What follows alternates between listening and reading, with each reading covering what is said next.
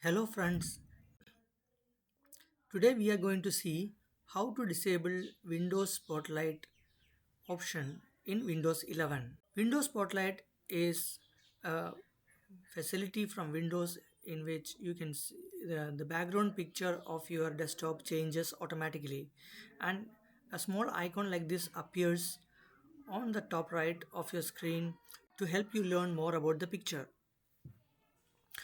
Sometimes you might not uh, want the pictures to change, so let's see how we disable the setting. Right click on the desktop, go to the personalize option. So the settings window will be open.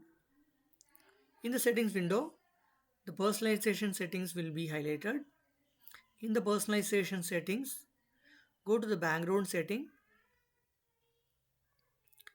and in the personalize your background option, select an option other than Windows Spotlight from the drop down menu.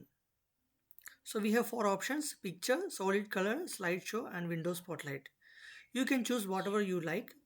So I am going to choose a solid color here. When you choose a solid color, the Windows Spotlight option will be disabled. Now close the window, close the settings window.